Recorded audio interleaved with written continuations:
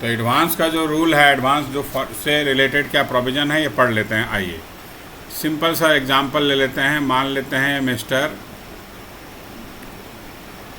मोहन है और ये है mister Sohan. Mister Sohan property sale कर रहा है,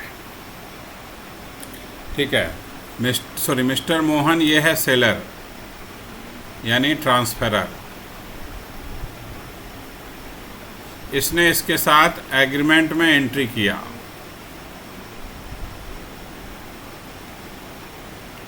एग्रीमेंट में एंट्री किया कि हाँ, हम ये अपना प्रॉपर्टी जो है, ये अपना घर, सपोज ये अपना घर जो है इसको बेचना चाह रहा है और एग्रीमेंट हो गया कि हाँ प्रॉपर्टी सेल होगा। टोटल प्राइस पता चल गया कि टोटल प्राइस सपोज 60 लाख रुपया, ठीक है। एग्रीमेंट के समय मिस्टर सोहन ने इसको एडवांस पे किया। एडवांस में रुपीज़ सपोज 1 लाख रुपया पे किया गया सपोज, और बैलेंस जो है था, बैलेंस पेएबल था suppose within 2 month.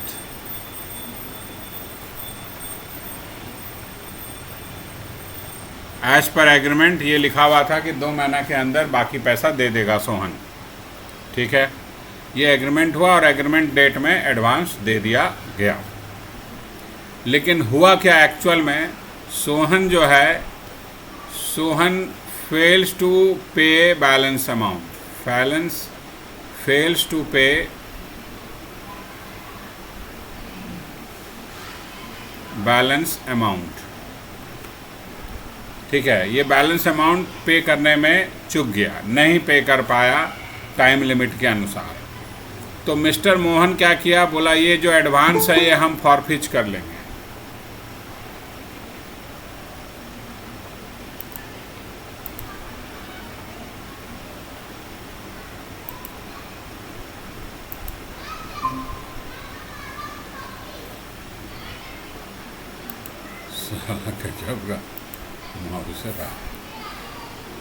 Clear. Mister Mohan बोला कि ये एडवांस फॉरफिच हो जाएगा, तो इसके द्वारा एडवांस फॉरफिच कर लिया गया। फॉरफिच मतलब सीज हो गया। अब ये एडवांस का पैसा वापस नहीं करेगा। एडवांस का फॉरफिच करने के बाद मिस्टर मोहन एडवांस जो मिला था उसको सोहन से, वो उसको वापस नहीं करेगा। तो हमको ये एडवांस का ही रूल समझना है कि 1 लाख जो एडवांस आया और फॉरफिच हो गया, इसका क्या है इनकम टैक्स में प्रोविज़न, ठीक है। ये जो एडवांस के रूप में आया मोहन के पास 1 लाख रुपया, बाद में मोहन ने उसको फॉरफिच कर लिया। क्यों? क्योंकि सोहन जो है समय पर पैसा नहीं दिया। बाकी जो पेमेंट करना था उसको, 60 लाख में टोटल घर बिक रहा था, उसमें से 1 लाख तो एडवांस वो एग्रीमेंट के डेट पे दे दिया, लेकिन बाकी 59 लाख यानी 59 लाख जो उसको पे करना चाहिए था 2 महीने के अंदर, वो नहीं कर पाया। तो मोहन ने एडवांस को फॉरफिच कर लिया, ठीक है।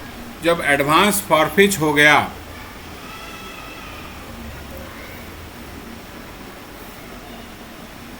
जब एडवांस फॉरफिच हो गया, तो ये एडवांस जो फॉरफिच हुआ ना, इसका क्या रूल है ये हमको समझना है, ठीक है। तो इसका इम्पॉर्टेंट बात क्या है कि एडवांस फॉरफिच जो है इसका 2 रूल है आपके पास। एडवांस फॉरफिच हुआ बिफोर 1499, सॉरी 1499 लिखना है, बिफोर 1/4/2014, ठीक है, या ऑन और आफ्टर 1/4/2014। ये डेट ध्यान रखना आपको कि एडवांस कब फॉरफिच हुआ, ठीक है। अगर बिफोर 1 अप्रैल 2014 जो एडवांस मिला था, ठीक है, उसको फॉरफिच किया गया, बिफोर 1/4/2014। तो इस केस में रूल बोलता है कि भाई आप क्या करोगे कि advance फॉरफिच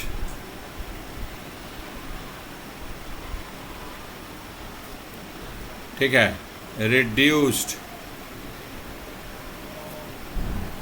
from cost of acquisition, जो उस प्रॉपर्टी का कॉस्ट ऑफ एक्विजिशन है ना उससे घटा देंगे उसको।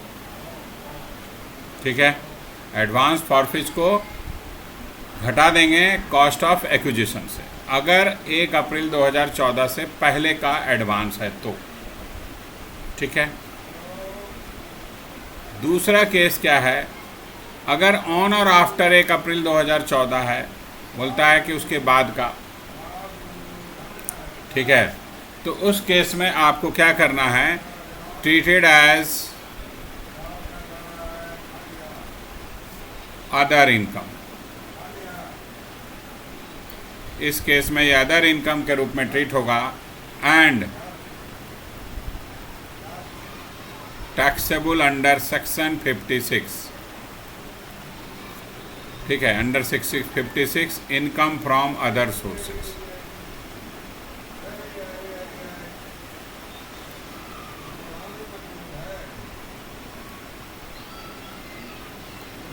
इनकम फ्रॉम अदर सोर्सेज के अंतर्गत ये टैक्सेबल होगा, जो कि सेक्शन 56 में आता है।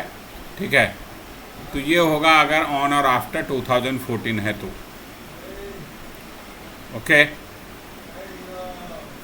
अब कुछ ये तो नो प्रोविज़न हो गया कि अगर एडवांस फॉरफिच 1 अप्रैल 2014 से पहले है तो कॉस्ट ऑफ एक्विजिशन से घटा देंगे, और अगर उसके बाद है ठीक है तो वो इनकम फ्रॉम अदर सोर्सेज के रूप में टैक्सेबल हो जाएगा। क्लियर बात।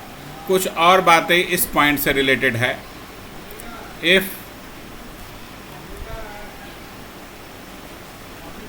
Advance forfeit by previous owner, then it will not deducted from cost of acquisition. Then it will not deducted from cost of acquisition.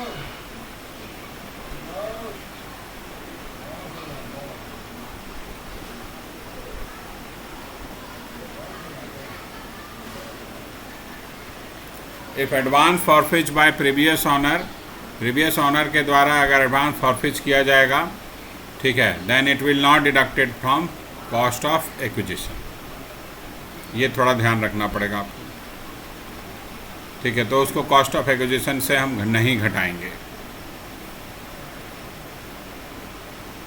ठीक है, तो ये आपको एडवांस का रूल है। क्वेश्चन बनाते समय अगर क्वेश्चन में एडवांस दिया रहेगा तो आपको ध्यान रखना पड़ेगा कि एडवांस का जो रूल हम लोग अभी पढ़े इसका ट्रीटमेंट इसी तरह करना है। आपको समझ में आ गया बात? समझ में आ गया जी? डेट ध्यान रखना है कि 1 अप्रैल 2014 से पहले एडवांस लिया था या बाद में।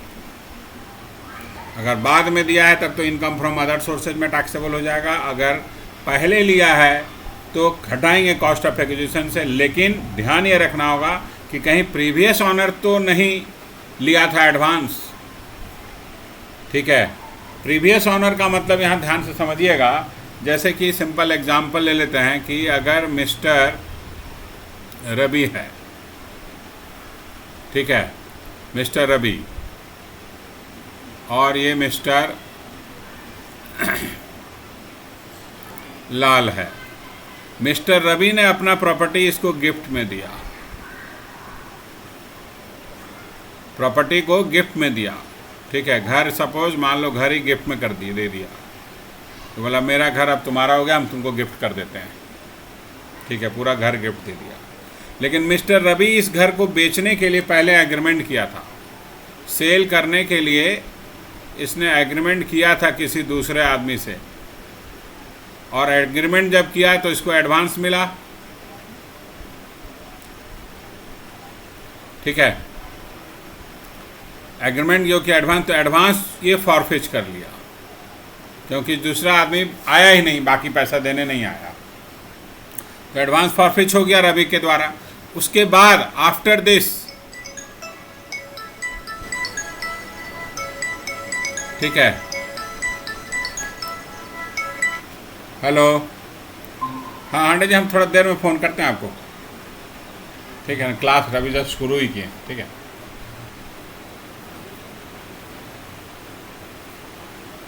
तो इसके बाद वो क्या किया, एक प्रॉपर्टी को गिफ्ट कर दिया लाल को। अब लाल इस प्रॉपर्टी को सेल कर रहा है, सेम प्रॉपर्टी जो इसको मिला गिफ्ट में, लाल सेल कर रहा है, ठीक है।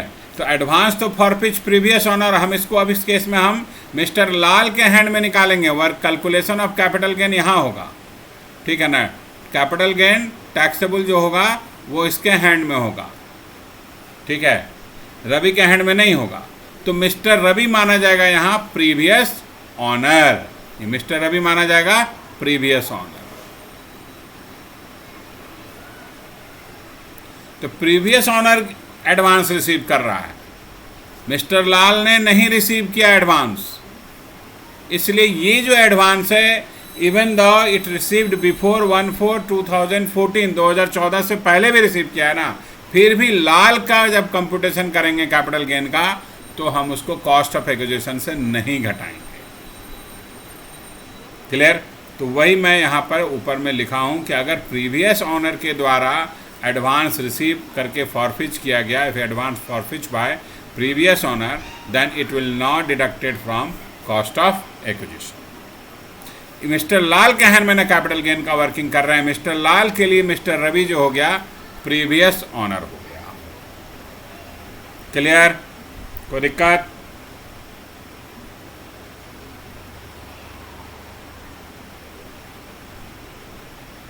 समझ में आया बात?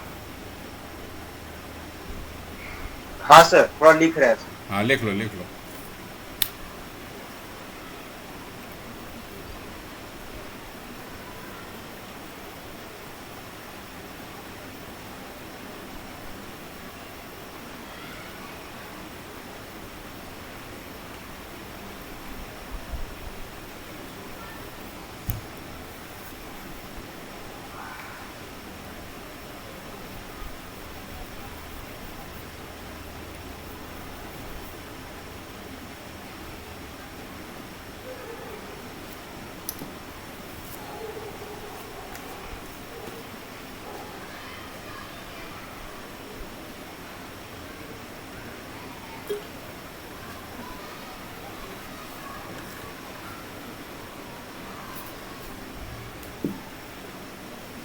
हो गया सर।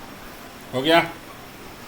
तो एडवांस अगर प्रीवियस ऑनर रिसीव कर रहा है फॉरफिच का, क्वेश्चन इस तरह से भी देता है कि मिस्टर रवि ने पहले प्रॉपर्टी को बेचना चाहा, नहीं बेचने के लिए उसने एक आदमी से कॉन्ट्रैक्ट भी किया, एडवांस भी रिसीव कर लिया, नहीं बेचा तो उसने उस प्रॉपर्टी को गिफ्ट में दे दिया दूसरे आदमी को, फिर जिसको गिफ्ट में मिला उसने उस प्रॉपर्टी को बेचा, ठीक है। इस तरह से भी क्वेश्चन आपको देगा घुमाकर। क्लियर? चलो अब एक और प्रोविज़न हम लोग पढ़ते हैं, ये एडवांस का प्रोविज़न पढ़ा, अब हम लोग पढ़ेंगे provision cost of acquisition. Cost of acquisition, ठीक है। If property received by SSC, ठीक है, cost of acquisition if property received by SSC by gift will, ठीक है, गिफ्ट विल या क्या बोलते हैं इनहेरिटेंस, प्रॉपर्टी गिफ्ट में मिला, विल में मिला, विल के थ्रू आपके पास प्रॉपर्टी आ रहा है, या इनहेरिटेंस के थ्रू, या हमारा डिसोल्यूशन ऑफ पार्टनरशिप के through, dissolution of partnership firm, या क्या बोलते हैं उसको, पार्टीशन ऑफ HUF,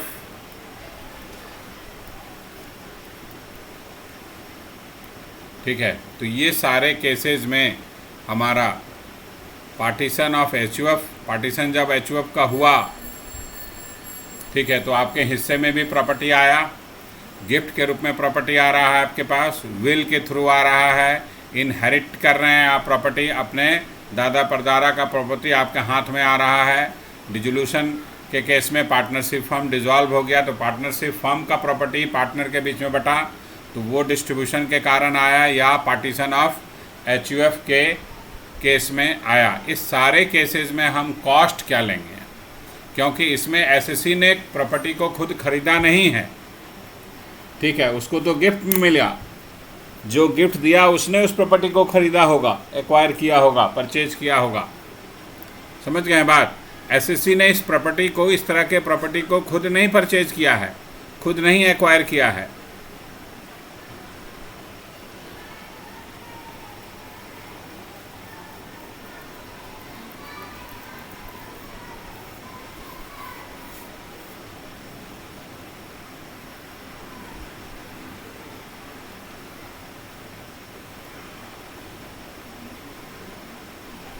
क्लियर?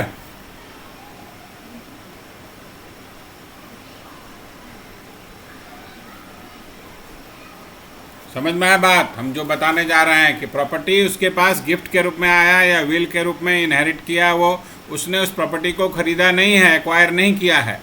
तो ये सिचुएशन में हम SSC का कॉस्ट कितना मांगेंगे? जैसे कि अब यहाँ ऊपर एग्जाम्पल लिए थे कि मिस्टर रवि ने गिफ्ट दे दिया, तो रवि ने एक्वायर किया होगा ना प्रॉपर्टी को। एक्वायर कौन किया? रवि ने। रवि ने मान लो 5 लाख में प्रॉपर्टी को खरीदा था, ये तो इसको गिफ्ट में मिला मिस्टर लाल को, तो मिस्टर लाल का कॉस्ट क्या होगा? तो प्रोविजन बोलता है कि कॉस्ट ऑफ एक्विजिशन यहाँ होगा, ठीक है। कॉस्ट ऑफ एक्विजिशन क्या होगा यहाँ पर मिस्टर लाल के हैंड में? Cost of previous owner. जो प्रीवियस ऑनर का कॉस्ट है उसी को हम मिस्टर लाल का भी कॉस्ट मानेंगे, यानी 5 लाख रुपया, इसका भी कॉस्ट 5 लाख रुपया माना जाएगा। समझ में आया बात? तो यही प्रोविजन है, यही लिखना हमको यहाँ पर। तो कॉस्ट ऑफ एक्विजिशन क्या होगा? इफ प्रॉपर्टी, थोड़ा ध्यान रखिएगा, if property acquired on or after 1 April 2001, अगर प्रॉपर्टी एक्वायर्ड, ठीक है ना, by acquired by previous owner लिख लीजिएगा, यहाँ छूट गया ये, acquired by previous owner on or after 1 April 2001, तो इस केस में cost of acquisition for SSC, SSC यानी जिसके हैंड में कैपिटल गेन हम, ठीक है, for SSC equal to cost of acquisition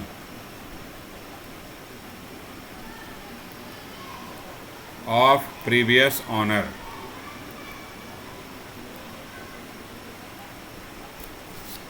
अगर प्रॉपर्टी एक्वायर्ड किया है प्रीवियस ऑनर ने 1 अप्रैल 2001 के बाद, ठीक है, 1 अप्रैल 2002 के उसी दिन या उसके बाद, तो जो भी कॉस्ट होगा SSC के लिए कॉस्ट क्या माना जाएगा? The cost of the previous owner माना जाएगा। जो कॉस्ट होगा प्रीवियस ऑनर का वही SSC का कॉस्ट माना जाएगा। लेकिन अगर प्रॉपर्टी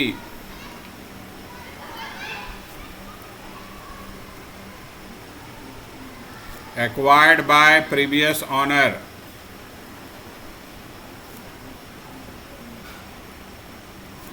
ठीक है, बिफोर 1 अप्रैल 2001, 1 अप्रैल 2001 से पहले उसने खरीदा है, उस प्रॉपर्टी को, तो इस केस में cost of acquisition,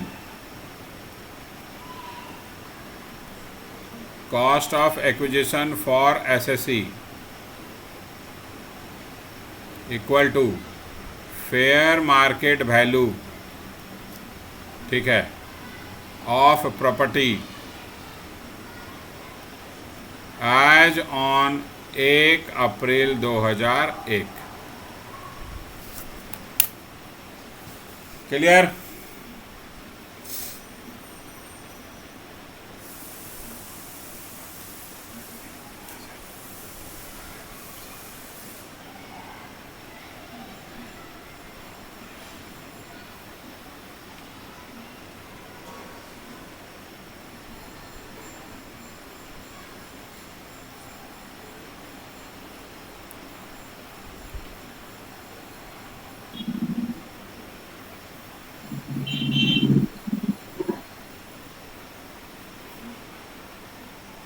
sir before date समझा दीजिएगा सर।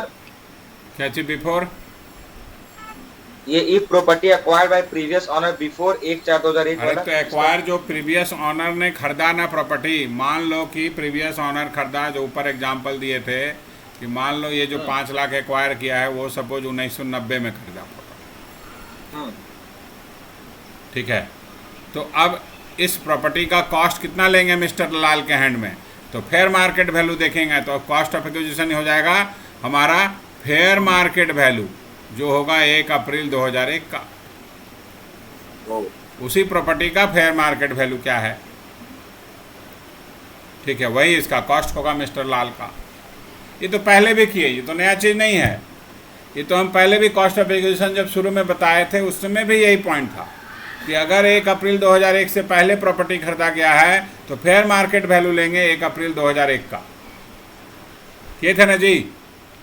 हाँ सर। तो वही प्रोविजन है, कुछ नया है ही नहीं। अगर प्रीवियस ऑनर भी तो पहले खरीद सकता है 2001 से पहले, तो चूंकि 2001 से पहले खरीदा है तो फेयर मार्केट वैल्यू लेंगे 2001 का। तो कोई नया प्रोविजन नहीं है, एकदम सिंपल प्रोविजन है। हम खरीदे नहीं है प्रॉपर्टी तो मेरा कॉस्ट क्या माना जाएगा, हम एक्चुअल में खरीदे ही नहीं है प्रॉपर्टी। जब हम एक्चुअल में खरीदे नहीं है तो हमारा कॉस्ट क्या माना जाएगा? Cost of acquisition.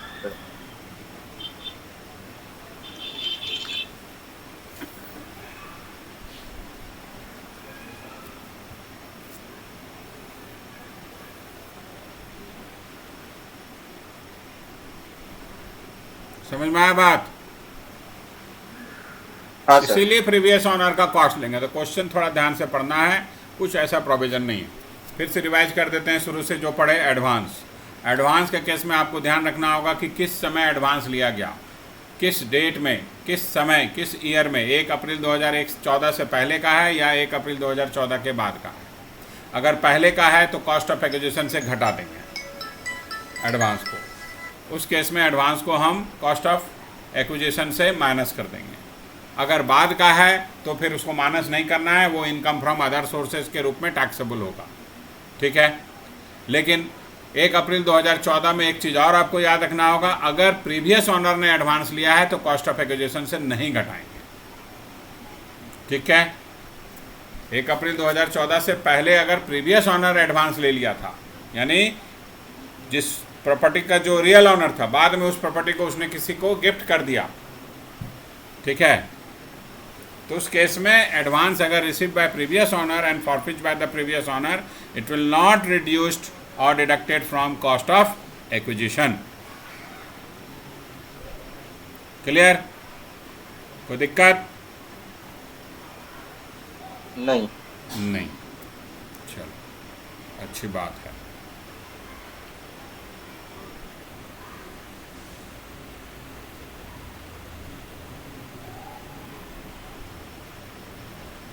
तो ये हो गया आपका ये प्रोविज़न कंप्लीट। अब हम लोग क्वेश्चन पहले कर लेते हैं इससे रिलेटेड, फिर आगे बढ़ेंगे।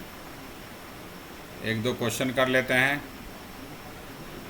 एडवांस वाला और प्रीवियस ऑनर वाला, कुछ मिल जाए हम लोग को क्वेश्चन उस टाइप का। हम लोग कल कहाँ तक थे? 25-26 ना जी? हाँ सर, 25-26 बनाए थे। तो उसी के आसपास हम देखे थे क्वेश्चन एक तो।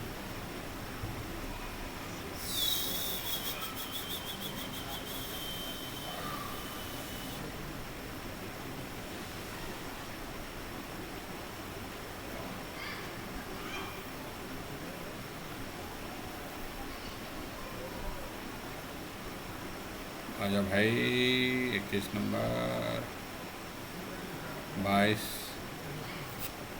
अब देखो 22 नंबर, देखो 22 ने बनाए थे। नहीं 22 और 23 दोनों ने बनाए थे। ये दोनों क्वेश्चन में ये सारा प्रोविज़न कंप्लीट हो जाएगा जो अभी हम लोग पढ़े। ठीक है, तो चलो 22 बनाओ फिर 23 बनाएंगे। पहले 22 फिर 23।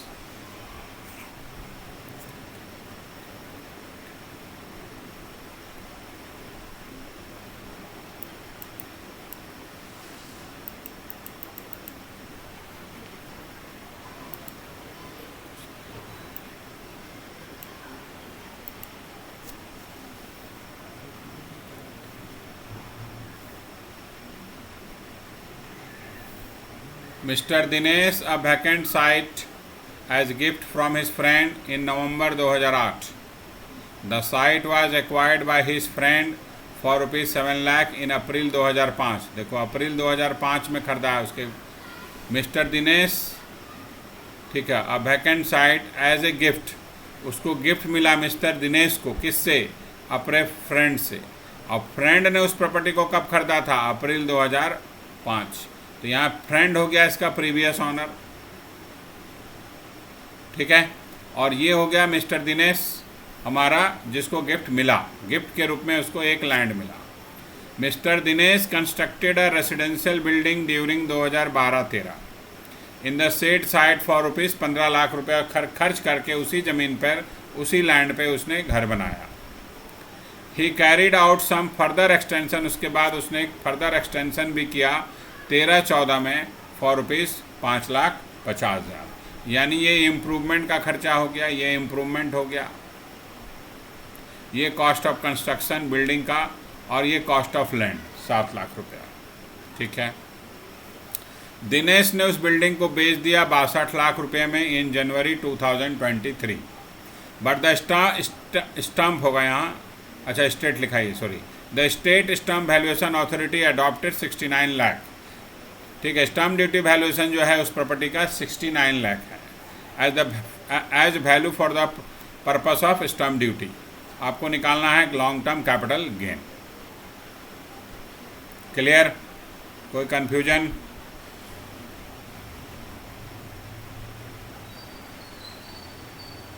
कोई कंफ्यूजन? कोई कंफ्यूजन? No sir. प्रॉपर समझ में आ गया क्वेश्चन? दिनेश को गिफ्ट में मिला ज़मीन, उस ज़मीन पे उसने घर बनाया। घर बनाने के बाद फिर से थोड़ा और इम्प्रूवमेंट किया एक बार, और फिर बाद में बेच दिया घर को 62 लाख में। क्लियर? चलिए, तो हम लोग अब इसका दिनेश के हैंड में कैपिटल गेन निकलेगा। एक्चुअल में किसने प्रॉपर्टी को बेचा? दिनेश ने। दिनेश ने लैंड जो है दिनेश ने नहीं खरीदा, तो लैंड का जो कॉस्ट लेंगे ना वो लेंगे जो प्रीवियस ऑनर का कॉस्ट है। तो cost of land will be 7 lakh which is the cost of the previous owner. ठीक है, फ्रेंड उसका प्रीवियस ऑनर था, तो प्रीवियस ऑनर का जो कॉस्ट है वो कॉस्ट ऑफ लैंड हो जाएगा फॉर दिनेश। अब यहाँ केवल डेट चूँकि अप्रैल 2004 के बाद का है, इसलिए हमको वो फेयर मार्केट वैल्यू देखने का ज़रूरत नहीं है। 1 अप्रैल 2001 के बाद का है, ठीक है ना, तो हमको फेयर वैल्यू देखने का ज़रूरत नहीं है। फेयर मार्केट वैल्यू कब देखते हैं? जब 1 अप्रैल 2001 से पहले का प्रॉपर्टी हो। ये तो बाद का है, तो देखने का ज़रूरत ही नहीं है। चलिए हम लोग क्वेश्चन सॉल्व करते हैं। इजी क्वेश्चन है, कोई झमेला नहीं है। सबसे पहले आप देखते हैं full value of sale consideration क्या होगा। क्या होगा भाई full value of sale consideration? जल्दी से बता देना। Full value of sale consideration क्या होगा इस क्वेश्चन में? ठीक है, एक्चुअल में हम 62 लाख में बेचे हैं। स्टैम्प ड्यूटी वैल्यू कितना है? 69 लाख। पहला पॉइंट लिखते हैं, ये पिछले क्लास में भी हम लोग किए था, और ये आपको हमेशा मिलेगा ये इमूवेबल प्रॉपर्टी का फुल वैल्यू कंसिडरेशन ऑलरेडी हम लोग पढ़ चुके हैं, ठीक है। कल भी क्वेश्चन किए थे, उसमें भी आया था ये पॉइंट, और ये मोस्ट ऑफ द क्वेश्चन में आपको मिलेगा। स्टैम्प ड्यूटी वैल्यू वाला प्रोविज़न आपको हमेशा याद रखना पड़ेगा, ठीक है। स्टैम्प ड्यूटी वैल्यू कितना दिया हुआ है भाई? 69 लाख। आपको इससे किससे कंपेयर करना है, याद है? हम इस वैल्यू को 110 किससे कंपेयर करेंगे? 110% ऑफ एक्चुअल हाँ, कंसिडरेशन। ये याद रखना है, 110% of actual sale value. Actual sale का 110%, तो 62 लाख का 110% निकालिए, कितना आएगा जल्दी बताओ? 62 लाख का 110%, जल्दी से गिनो।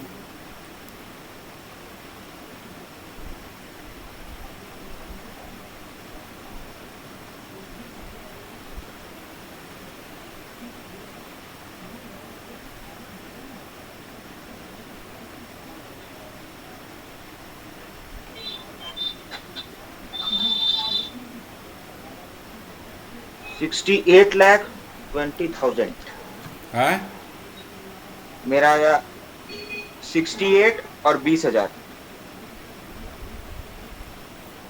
68 और 20,000 20,000। अच्छा,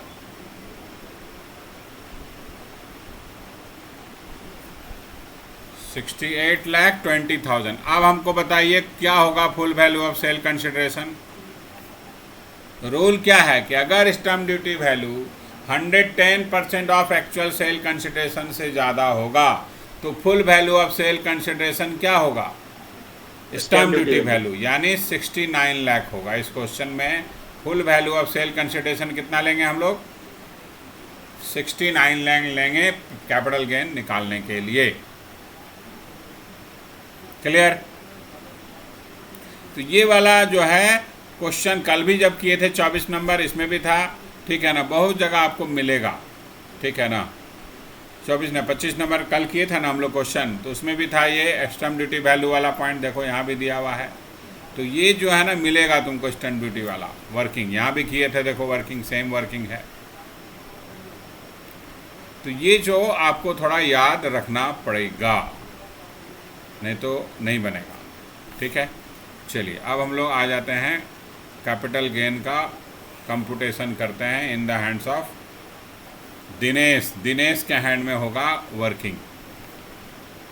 हेडिंग दे दीजिए, कंप्यूटेशन ऑफ कैपिटल गेन, ठीक है, ऑफ मिस्टर दिनेश, ठीक है। सबसे पहले हम लोग लिखेंगे full value of sale consideration, पूरा लिख दें, full value of sale consideration, full value of sale consideration, ठीक है। तो full value of sale consideration आ गया आपका 69 लाख। अब कोई एक्सपेंसेस दिया है इसमें? एक्सपेंसेस कुछ है क्या? नहीं है, नहीं है तो नहीं लिखेंगे। 69 लाख ही आ जाएगा आपका नेट सेल कंसिडरेशन।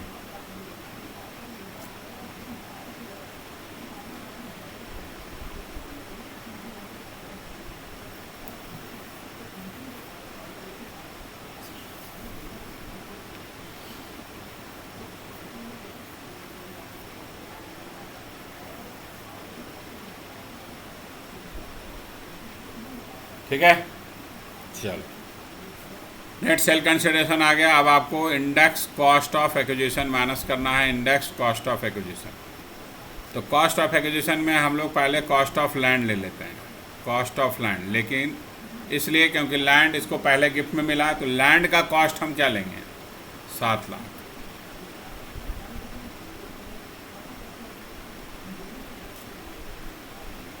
लाख। ठीक है। और लैंड प्रीवियस ऑनर ने कब खरीदा था? 2005 में।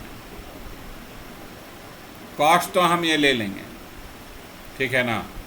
कॉस्ट हम ले लिए 7 लाख रुपया। प्रीवियस ऑनर ने प्रॉपर्टी को कब खरीदा था? अप्रैल 2005। अच्छा, इस पॉइंट पे मैं आपको एक रूल बताना चाहता हूँ, ठीक है ना। एक रूल क्या मतलब, हाई कोर्ट का डिसीजन है, वो जानना ज़रूरी है, ठीक है। और ये indexation benefit in case of previous owner कैसे मिलेगा, यही इसी से रिलेटेड डिसीजन है। Indexation benefit in case of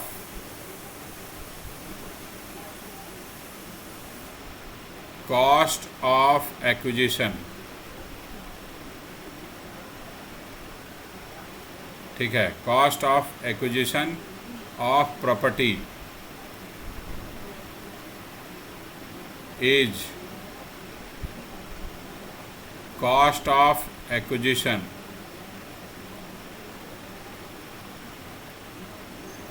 of previous honour.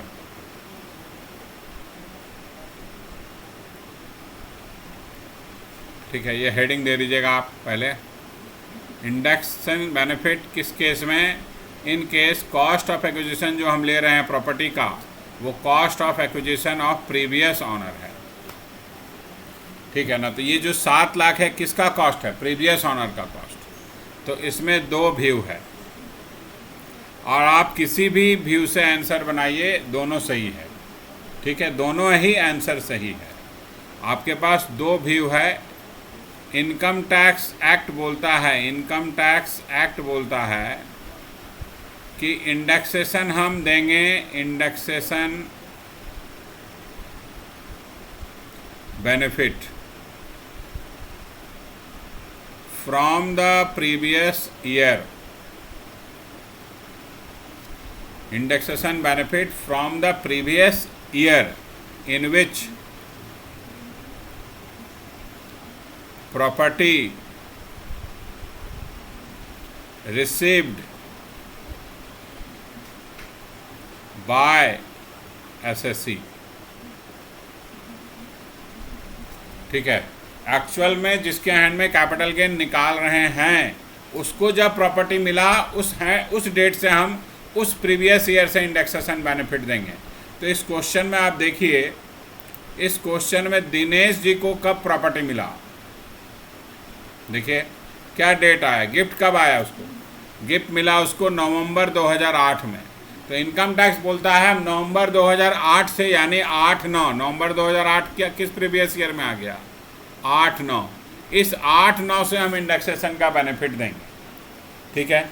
Income tax act ये बोलता है, ठीक है। तो अगर हम इनकम टैक्स एक्ट के हिसाब से करेंगे तो यहाँ हम 8 और 9 के इंडेक्स वैल्यू से इसको डिवाइड करेंगे, ठीक है। अगर हम इनकम टैक्स लॉ के हिसाब से बनाते हैं तो आप किसी भी व्यू से आंसर बनाइए, दोनों ही आंसर है, ठीक है, कोई गलत नहीं होगा। समझ गए बात? कोई भी आपको नहीं काट सकता है मार्क्स। क्लियर? दूसरा व्यू क्या है?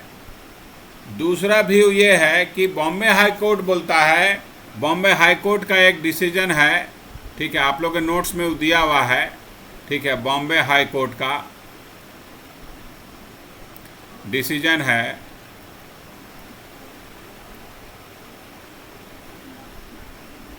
बॉम्बे हाई कोर्ट का डिसीजन क्या है? बॉम्बे हाई कोर्ट का डिसीजन बोलता है कि नहीं, इंडेक्सेशन बेनिफिट उस ईयर से दीजिए जिस प्रीवियस ईयर में प्रीवियस ऑनर ने प्रॉपर्टी को खरीदा था, ठीक है। तो ये बोलता है कि indexation benefit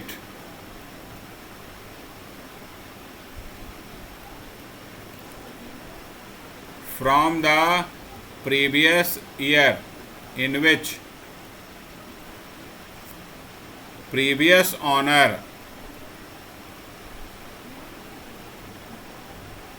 acquired the property, जिस प्रीवियस ईयर में प्रीवियस ऑनर ने एक्वायर किया था। तो इस क्वेश्चन में एक्वायर डेट दिया है 2005, है ना।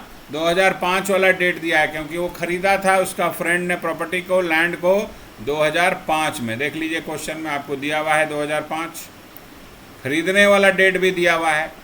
तो अगर हम बॉम्बे हाई कोर्ट के डिसीजन के हिसाब से बनाएंगे, ठीक है, अगर क्वेश्चन का सॉल्यूशन हम बॉम्बे हाई कोर्ट के देंगे अप्रैल 2005, तो हम इंडेक्सेशन करेंगे 5-6 से, इंडेक्सेशन बेनिफिट हम 5-6 से देंगे उसको। क्लियर? कोई दिक्कत?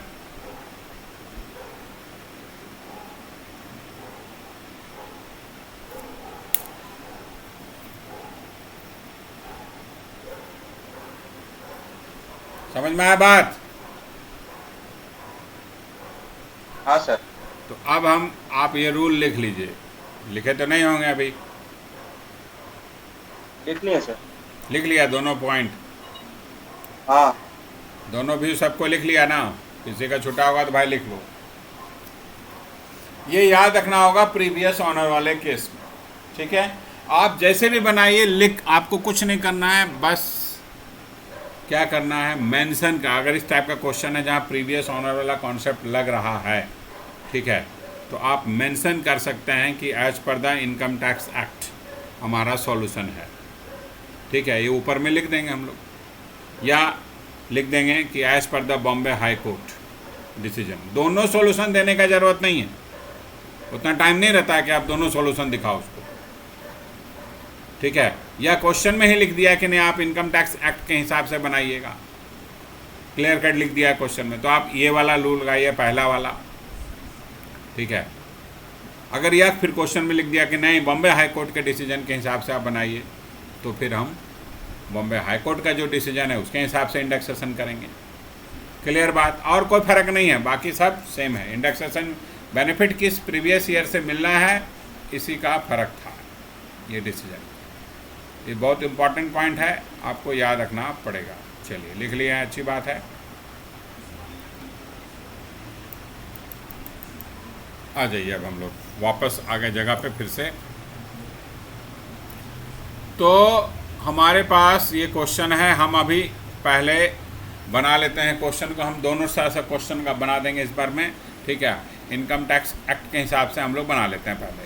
तो 8-9 का कितना है जी इंडेक्स वैल्यू? देखना ज़रा।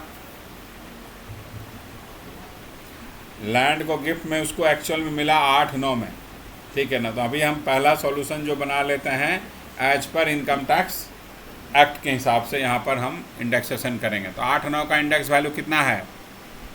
137। 137 वो लिख देते हैं हम लोग, 137 लिख दिए। और 22-23 का तो 331 है ना? हाँ। वैल्यू निकाल लीजिए कितना आ रहा है सॉल्व करके।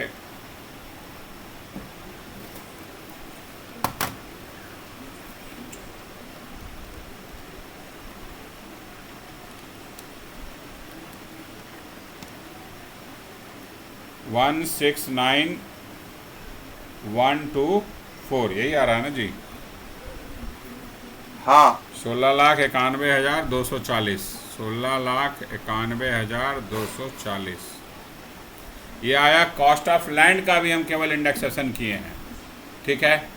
अब आइए, घर बना है, इसमें घर बना है और घर का कंस्ट्रक्शन कंप्लीट हुआ है 12-13 में लिखता है, ठीक है? कितने में? 15 लाख में। तो कंस्ट्रक्शन कॉस्ट को आप इंडेक्सेशन करो, कॉस्ट ऑफ बिल्डिंग को, indexation of cost of building,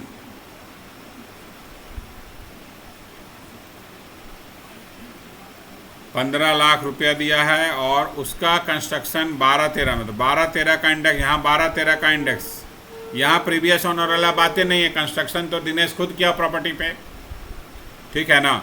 previous honour वाला कॉन्सेप्ट खाली यहाँ यूज होगा 7 लाख में, क्योंकि लैंड उसको गिफ्ट में मिला था, घर नहीं मिला था। बिल्डिंग तो खुद बनाया दिनेश, ठीक है? 12-13 का इंडेक्स वैल्यू कितना होगा यहाँ?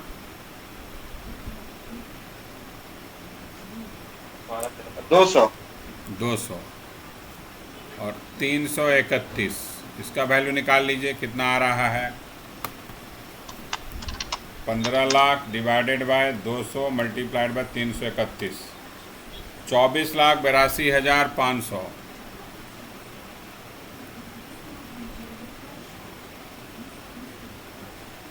24,82,500, ठीक है।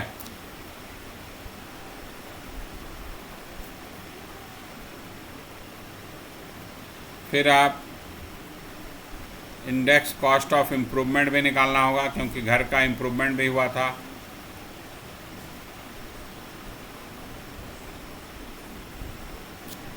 इम्प्रूवमेंट में वो बोला एडिशनल कंस्ट्रक्शन क्या था ना, यहाँ लिखा है 13-14 में 5,50,000 रुपया।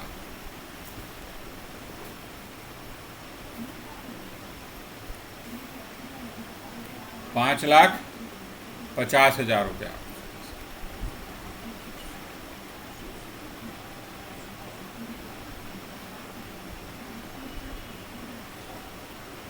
तो 5,50,000 रुपया कब खर्च किया? 13-14 में। तो 5,50,000 का इंडेक्सेशन करो। 5,50,000 13-14 का इंडेक्स वैल्यू कितना है देखिएगा? 220 219 मल्टीप्लाइड बाय 331। 220 सर। 220 है? हाँ बोला 220। 219 जी। ना सर 20 पे 20 बोला कि 219 बोला था जी? 20। चलो कोई बात नहीं।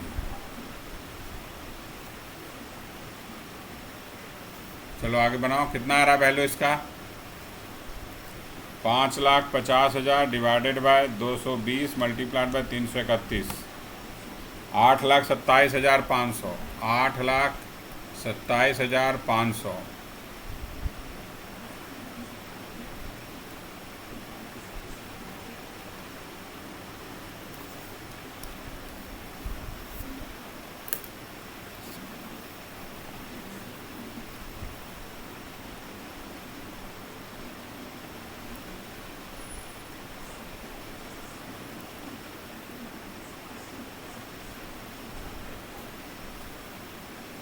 अब माइनस करो, कितना आया तुम्हारे पास capital gain? 69 lakh minus 16,91,240 minus 24,82,500 minus 8,27,500। तो हमारा कैपिटल गेन आ गया 18,98,760। 18,98,760 ये आ गया long term capital gain. Exemption के लिए यहाँ इसने कहीं भी इन्वेस्टमेंट नहीं किया, इन्वेस्टमेंट से रिलेटेड कहीं कुछ नहीं दिया हुआ है। इन्वेस्टमेंट करेगा, नया घर खरीदेगा तब ना उसको एग्जाम्पशन मिलता, या बॉन्ड में इन्वेस्ट करता है ना, कुछ तो दिया होता। तो कुछ इसमें दिया नहीं है, इसलिए एग्जाम्पशन नहीं मिलेगा इसको कुछ भी। चलिए सॉल्यूशन लिख लिए, कोई दिक्कत, किसी तरह का परेशानी? क्लियर जी? हाँ सर।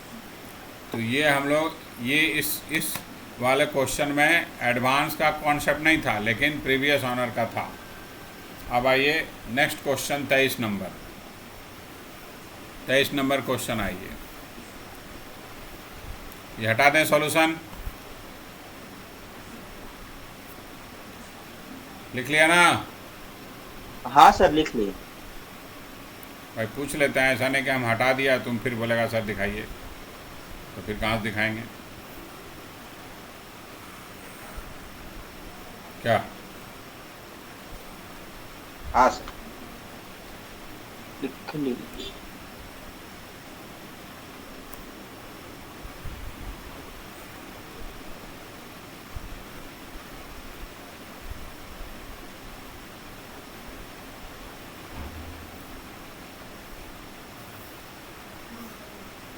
चलो क्वेश्चन पढ़ो, 23 नंबर रीडिंग मारो। क्वेश्चन आराम से पढ़िए, एक एक लाइन। मिस्टर के purchase a house property on April 10, 1995। Mister के ने खरीदा प्रॉपर्टी को 10 अप्रैल 1995 में 65,000 में। The fair market value 1 April 2001 का दिया है 2,70,000। 95 में खरीदा है, यानी 1 अप्रैल 2001 से पहले का खरीदा हुआ है, इसीलिए फेयर मार्केट वैल्यू भी क्वेश्चन में दे दिया है। ठीक है। और 31 अगस्त 2003 को mister K enter into an agreement to with mister J. 2030 में देखिएगा, 2003 में 30 बोलते हैं, 2003 में 31 अगस्त को मिस्टर के उस प्रॉपर्टी को बेचने के लिए मिस्टर जे के साथ एग्रीमेंट किया और 3,70,000 में प्रॉपर्टी को बेचना था और उसके एग्रीमेंट के समय रिसीव किया 60,000 रुपया एज ए एडवांस। ठीक है। 60,000 रुपया मिस्टर के को एडवांस के रूप में मिला। कब? 31 अगस्त 2003। डेट बहुत इंपॉर्टेंट है एडवांस के केस में। ठीक है। However as mister J did not pay the balance amount, mister J को जो बैलेंस अमाउंट देना था 3,70,000 में टोटल वैल्यू तय हुआ था, उसमें से 60,000 जय ने पे कर दिया एग्रीमेंट के समय, लेकिन बाकी पैसा वो नहीं दे पाया। तो क्या किया मिस्टर के, यानी जो ऑनर था उस प्रॉपर्टी का, फॉरफिच कर लिया उस एडवांस को, यानी 60,000 रुपया, ये 60,000 रुपया फॉरफिच हो गया। ठीक है। फिर इन मई 2008 मिस्टर के constructed the first floor bye incurring a cost rupees 3,35,000। 2008 में मिस्टर के ने प्रॉपर्टी को पे कंस्ट्रक्शन किया 3,35,000 रुपये खर्च करके।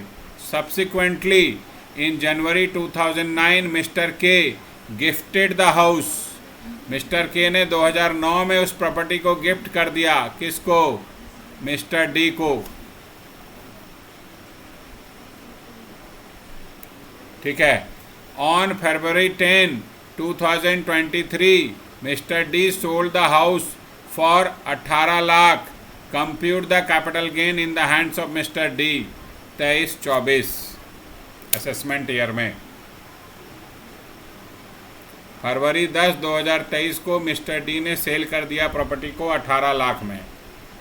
आपको कैलकुलेट करना है भाई कि क्या होगा हमारा, क्या बोलते हैं इसको, कॉस्ट ऑफ कैपिटल गेन।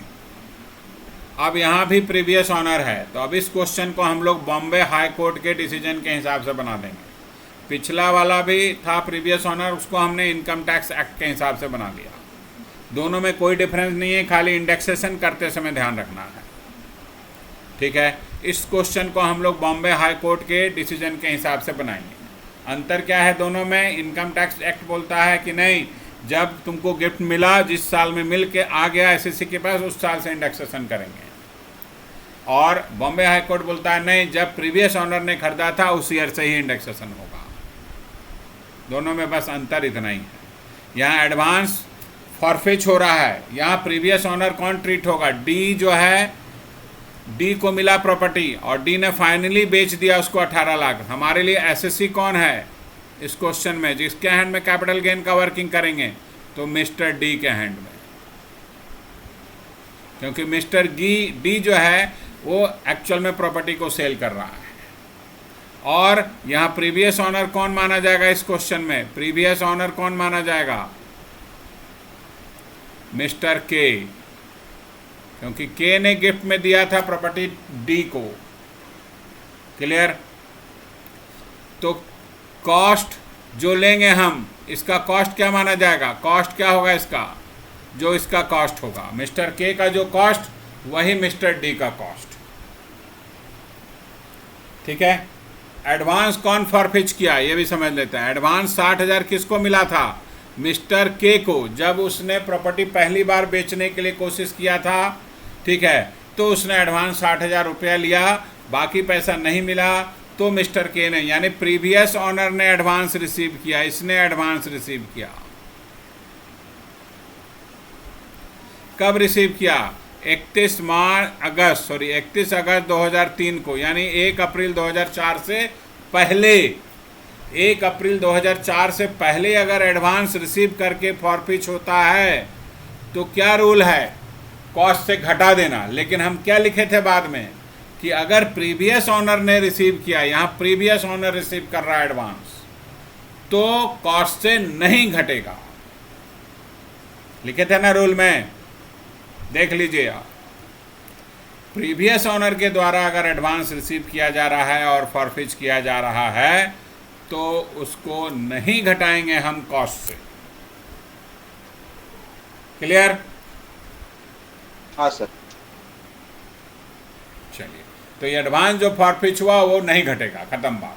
यानी सॉल्यूशन कैपिटल गेन निकालते समय एडवांस का कोई झमेला नहीं है, हमको कुछ नहीं करना है एडवांस का।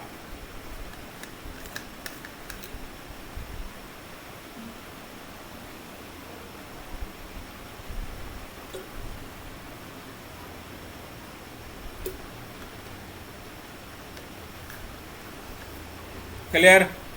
हम लोग बॉम्बे हाई कोर्ट के डिसीजन के हिसाब से बनाएंगे। अच्छा, इस क्वेश्चन में स्टैम्प ड्यूटी वैल्यू नहीं दिया हुआ है, तो जो एक्चुअल सेल कंसिडरेशन है 18 लाख रुपया, यही हो जाएगा हमारा full value of sale consideration. तो ये हेडिंग दे देते हैं हम लोग पहले, computation of capital gain.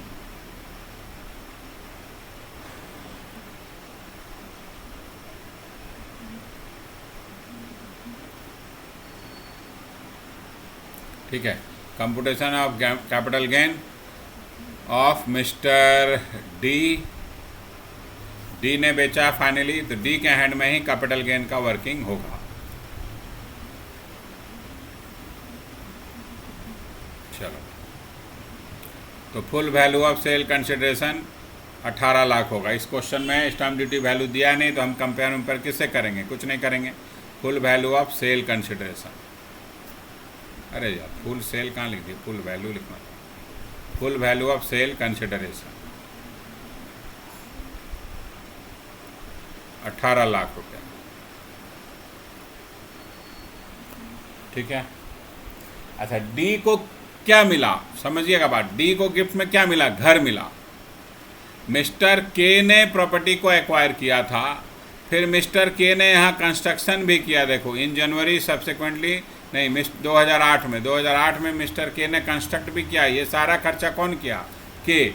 D ने कुछ नहीं किया, डी को प्रॉपर्टी मिला और उसको बाद में उसने बेच दिया, बस यही किया वो। ठीक है, डी ने कुछ भी इस प्रॉपर्टी पे खर्चा नहीं किया है। तो ये लिख दिए माइनस एक्सपेंसेस।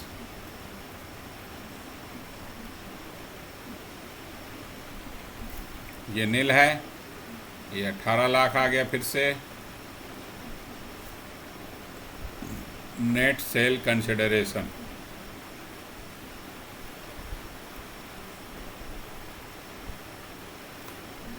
ठीक है। अब आइए इंडेक्स्ड कॉस्ट ऑफ एक्विजिशन। तो कॉस्ट ऑफ एक्विजिशन क्या माना जाएगा मिस्टर डी के लिए? यही 2,70,000 है। हाँ, चूँकि 65,000 चूँकि अप्रैल 95 है, 1 अप्रैल 2001 से पहले का है। तो अभी हम लिखे थे कि अगर प्रॉपर्टी 1 अप्रैल 2001 से पहले एक्वायर किया गया है तो 1 अप्रैल 2001 का फेयर मार्केट वैल्यू लेंगे। तो फेयर मार्केट वैल्यू कितना है हमारा? 2,70,000। तो ये 2,70,000 लेंगे। डिवाइडेड बाय, अब इसका इंडेक्सेशन कब से होगा? जिस ईयर का ये वैल्यू है। तो किस ईयर का वैल्यू है? अप्रैल 2001 का। तो 1-2 का इंडेक्स क्या है? 100 मल्टीप्लाइड बाय 331। 1-2 का इंडेक्स हमारा 100 है, ठीक है। मल्टीप्लाइड बाय 331 करके इसका वैल्यू निकाल लेंगे हम लोग। कितना आ जाएगा वैल्यू? लिख लीजिए, 2,70,000 डिवाइडेड बाय 100 मल्टीप्लाइड बाय 331, 8,93,700। ठीक है। चलिए, फिर मई 2000 एडवांस का तो कुछ करना ही नहीं है। एडवांस का ऑलरेडी पहले ही हम लोग समझ लिए कि भाई एडवांस का कुछ नहीं करना है। मई 2008 में इस प्रॉपर्टी पे कंस्ट्रक्शन हुआ, लिखा है ना, देख लीजिए आप लोग अपना नोट्स में। कंस्ट्रक्शन किया, ठीक है, कंस्ट्रक्शन किया है मई 2008 में। यहाँ लिखा है इन मई 2008 मिस्टर के constructed the first floor bye incurring A cost of 335। तो ये इंडेक्स कॉस्ट ऑफ कंस्ट्रक्शन जो है, या इंडेक्स कॉस्ट ऑफ इम्प्रूवमेंट, जो भी लिखिए आप इसको,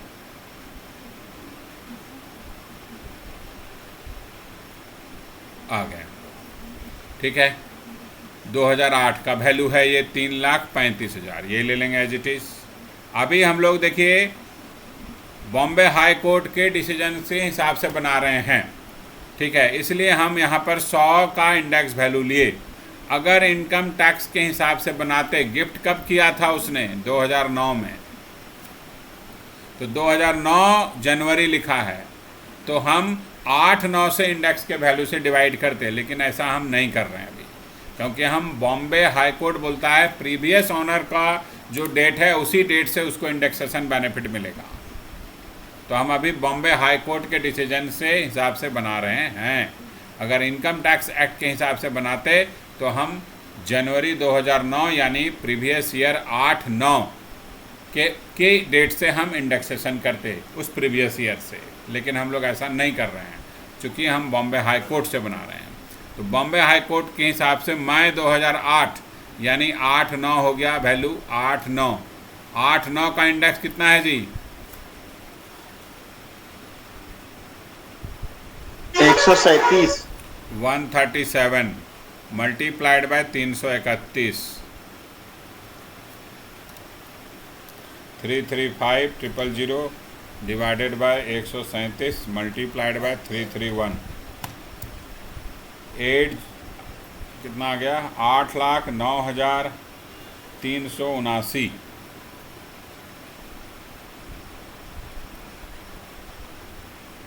ठीक है, हो गया ये बात।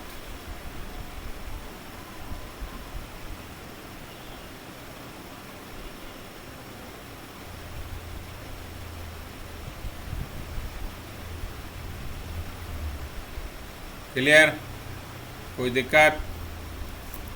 No sir. No sir, very good sir. तो अब इसको आप बैलेंस कर दीजिए, कैपिटल गेन निकल जाएगा और तो कुछ करना है नहीं। निकालिए माइनस करके कितना आ रहा है, 18 लाख माइनस 8,93,700 माइनस 8,09,000 379 96,921 रुपया।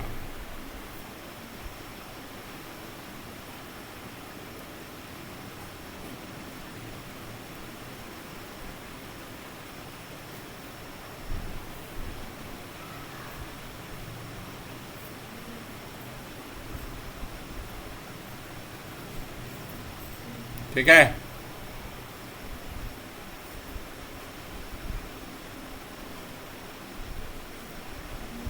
कोई दिक्कत, समझ में आया बात? तो नोट आप लोग नोट लिख लीजिएगा। वो एक तो एडवांस वाला, एडवांस क्यों नहीं घटाया, क्योंकि वो प्रीवियस ऑनर के द्वारा रिसीव किया गया था, फॉरफिच किया गया था। डी ने फॉरफिच नहीं किया था। अगर डी एडवांस फॉरफिच करता तो हम कुछ ट्रीटमेंट करते उसका। ठीक है ना, लिख देंगे हम लोग नोट्स में, सिंस प्रीवियस ऑनर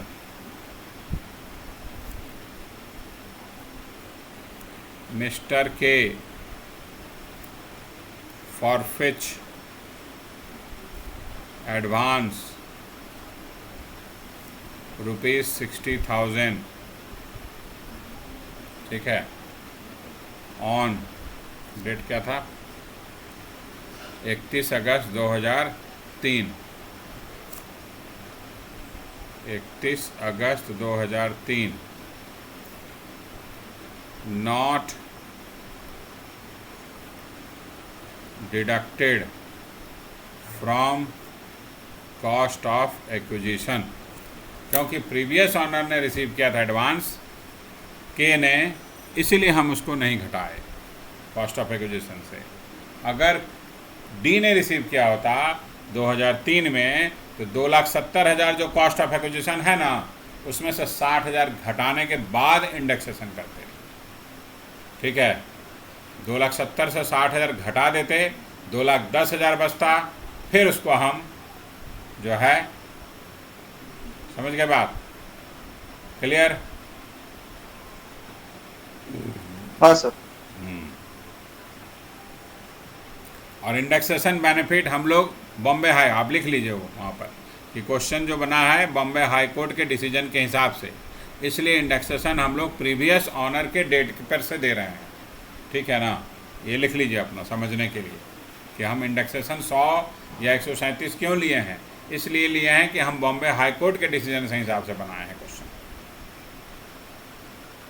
अगर यही क्वेश्चन को हम इनकम टैक्स रूल के हिसाब से बनाते तो हम 270 को भी 137 से ही डिवाइड करते, क्योंकि गिफ्ट जो इसको मिला है, प्रॉपर्टी इसके पास आया है जनवरी 2009, और जनवरी 2009 यानी प्रीवियस ईयर 8/9, तो 8/9 का इंडेक्स वैल्यू कितना है, 137 है।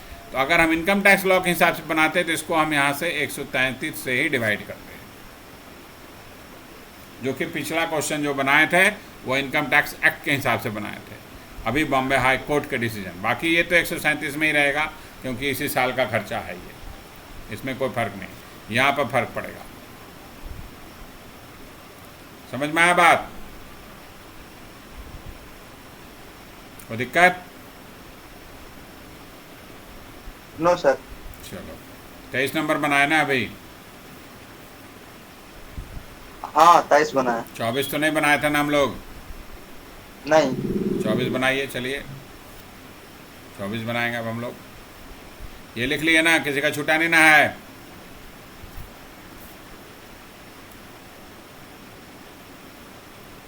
छूटा है जी? लिख लिया सर। चलो लिख लिया, अच्छी बात है, तो हटा देते हैं।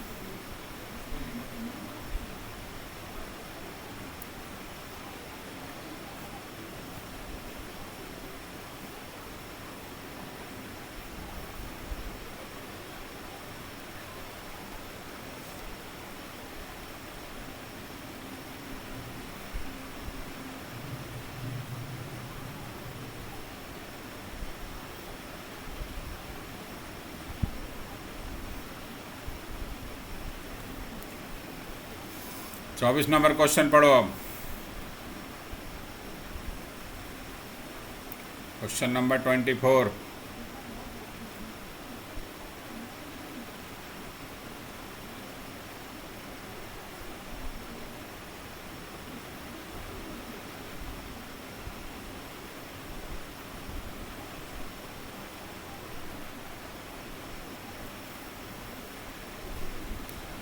पढ़िए। Mister x purchase a house property in 1993। 1993 में उसने एक घर खरीदा, कितने में? 5,25,000 में। And amount of 1,75,000 was spent on the improvement and repair for the property in March 1997 में खर्च किया 1,75,000 रुपया इम्प्रूवमेंट में, ठीक है। The property was propose to be sold to mister Z. Sale करने के लिए मिस्टर जेड के साथ एग्रीमेंट हुआ, कब? मई 2006 में, ठीक है, अच्छी बात है। And an advance of 40,000 was taken, और 40,000 रुपया एडवांस भी रिसीव हुआ।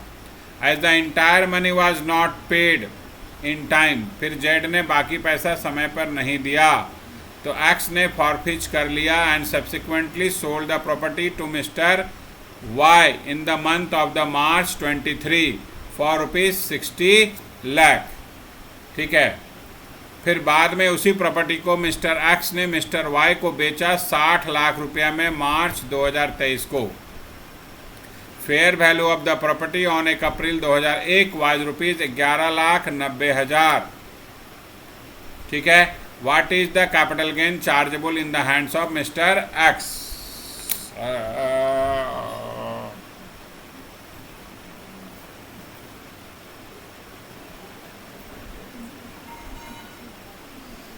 ठीक है, देखिए, आइए क्वेश्चन नंबर 24।